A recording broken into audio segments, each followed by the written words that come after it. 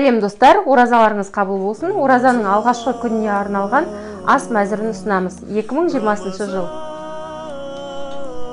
Бүгін біздің дайындайтын тамағымыз ауызашарға балықтан өте дәмді тамақ дайындаймыз және аскөктен, көкөністерден смузи дайындаймыз.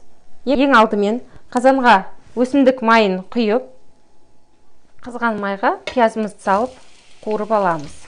Пиязымыз сарғайып қуырылып бастағанда томат пастасын салып 1-2 минут қуырамыз. Томат пастасы қуырылғаннан кейін аз ғана тұз салып, қызанақты қабығынан ажыратып, турап немесе үккіштен өткізіп, есіне салып 3 минуттай қуырамыз. Қызанағымыз жіби бастау керек. Және зімбір, лимон және мед араласқан қоспа.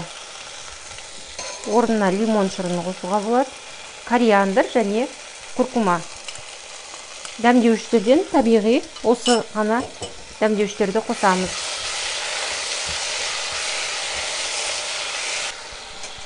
Пешті ақырындатып, қуырылған көкөністерімізге су құямыз. Бір қалыпты араласқан кезде балықтарымызды барлығын бетіне саламыз. Балық камбала балығы келеді, жайын, сазан, майлы балықтармен істеген өте дәмді шығады.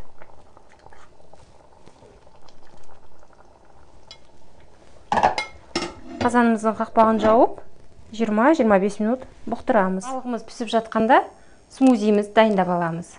Оған қажетті заттар сәбіз, аскөк, қияр, тәтті бұрыш, қызанақ. Аскөгімізді турамай бірден саламыз. Петрушка бізде, сәбіз. Блендерден айналуға ыңғайлы етіп саламыз. 1/3 тәтті бұрыш, 2 орташа қызанақ және 1 қияр.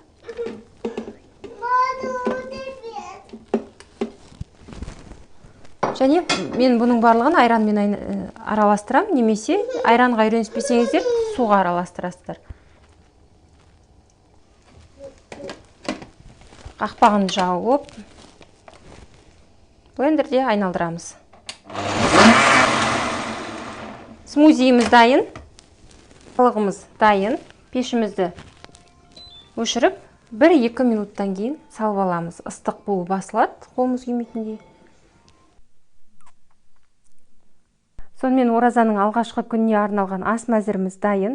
Камбала балығы көкөністермен және смузиіміз.